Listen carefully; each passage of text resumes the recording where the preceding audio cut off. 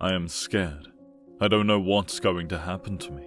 What was the point of working so hard and of being talented to be rewarded like this?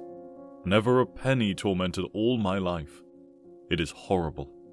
One cannot imagine it. These are the heart-wrenching reflections of Camille Claudel, isolated and forgotten in a mental asylum.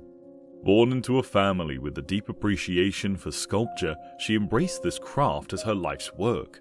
However, her path from a passionate and ambitious young artist to a woman confined by her own troubled mind reflects as a tragic descent that is as compelling as it is sorrowful. Born in Fère-en-Tardenois, a small town in northern France, she was the eldest daughter of Louis Claudel and Antoinette Cécile. Her father, Louis Claudel, was a civil servant, while her mother belonged to a family of wealthy Catholic farmers. Ever since a young child, Claudel has been fascinated with stones and shown a keen interest in statues. However, her mother was displeased seeing her daughter engaged in unladylike work.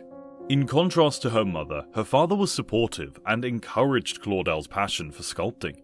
Recognizing her talent, he enrolled her at the Accademia Colarossi, one of the few art schools of the time that admitted female students. Here, under the guidance of her neighbor and sculptor Alfred Boucher, who became her mentor, Claudel honed her skills. As a token of her gratitude for his mentorship, Claudel sculpted a buster of Boucher. In response, Boucher created Camille Claudel Le Sang, a work that depicted her fully clothed and holding a book, marking a departure from his typical focus on the nude female form. As Camille Claudel's skills grew under Alfred Boucher's mentorship, her ambition drove her to the vibrant artistic heart of Paris. In search of greater opportunities and inspiration, Claudel, along with 3 other sculptors including her friend Jessie Lipscomb, rented a studio in the artistic hub of the Notre-Dame-des-Champs district. This move marked a significant phase in her career, offering her the chance to immerse herself in Paris's dynamic art scene. Their studio quickly became a meeting point for ambitious young artists and established masters alike. It was here that Alfred Boucher introduced Claudel to his friend, the renowned sculptor Auguste Rodin. This meeting would not only bring new mentorship opportunities, but also profound personal and professional transformations for Claudel. To many, Auguste Rodin was a man of mystery. Having failed 3 times to gain admission to the prestigious École des Beaux-Arts, he started working as a decorative sculptor. For many years, he collaborated intermittently with Carrère Belleuse and rebelled against the conservative style that was taught by art schools. However, the turning point in his life came when his friend Boucher recommended that the French Ministry of Fine Arts purchase his works.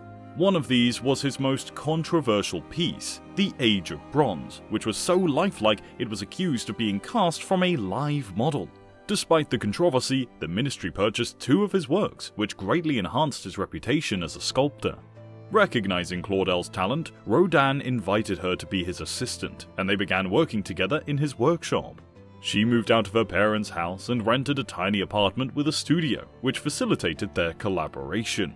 Not only did she assist Rodin with his masterpieces, including The Gates of Hell and The Bergères of Calais, but she also honed her own sculpting skills, which benefited her future projects.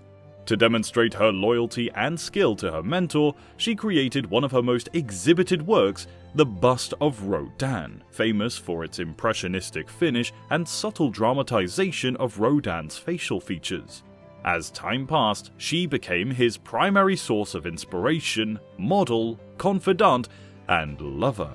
The couple seemed perfectly matched, as both explored themes of youth, dance, and eroticism in their work. Even though they never lived together under one roof, Claudel deeply loved Rodin. However, Rodin had his own complications. He was in a long-standing relationship with Rosée Buret, a seamstress, and was reluctant to end it. Despite the significant age difference of 24 years, Claudel continued her relationship with him. Over time, Camille became increasingly distraught and jealous of Rodin's partner, which strained their relationship. During one of their separations, she wrote to Rodin, quote, "I sleep naked to give the impression that you are with me." but when I wake up, it is not the same thing." End quote. After Rodin refused to leave Buret, Claudel decided to end their romantic involvement. She was also pregnant with Rodin's child, but chose to have an abortion, a decision that would profoundly affect her. Little is known about her life during this period, but she later expressed regret over the abortion.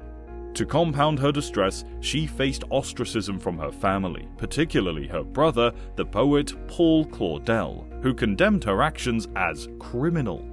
In the aftermath, Claudel began sculpting La Petite Chatelaine, a piece depicting the granddaughter of Madame Corsales, with whom she stayed following her abortion. Claudel invested her emotions into that sculpture, imagining it as a representation of her own child. However, when news of her relationship with her mentor reached her mother, the reaction was fierce.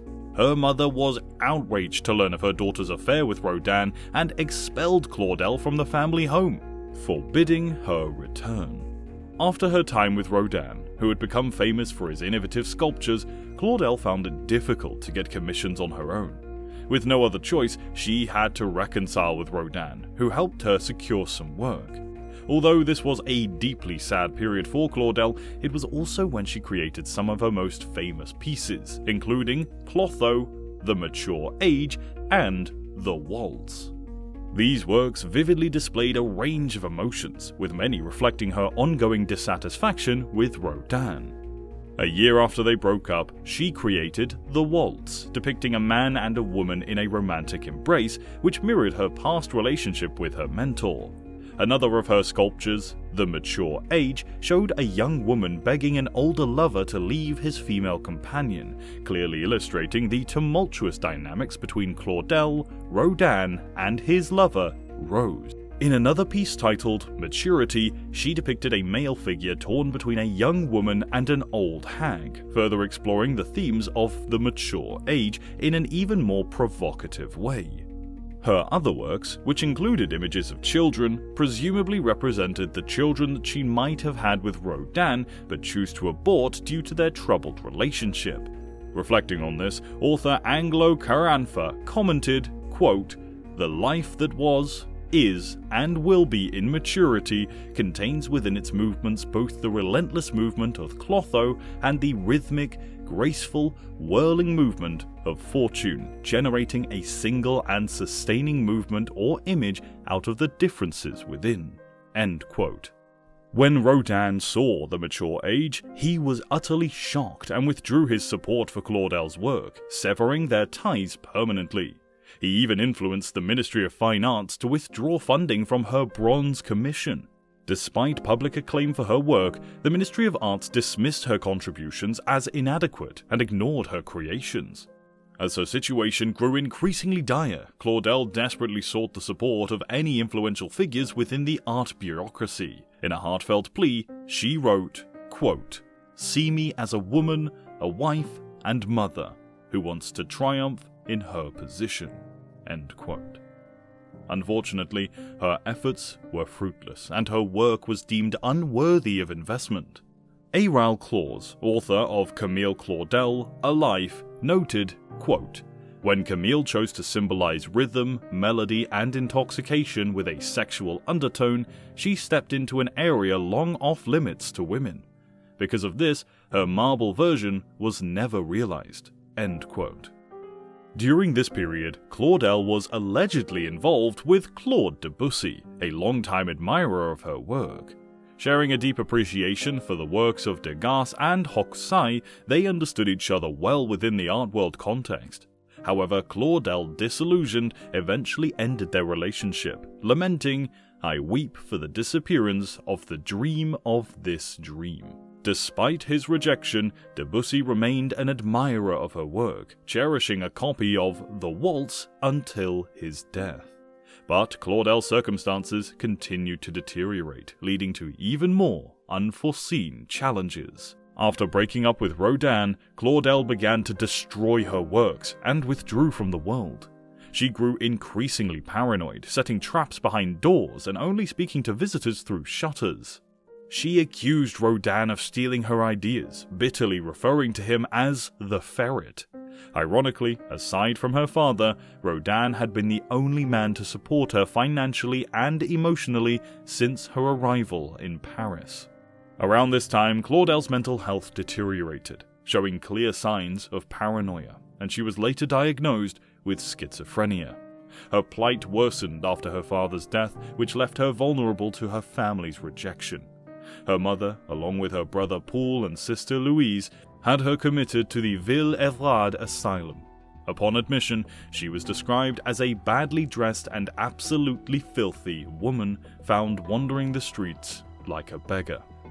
Records indicate that Claudel consented to the admission, but she vehemently opposed her mother's decision.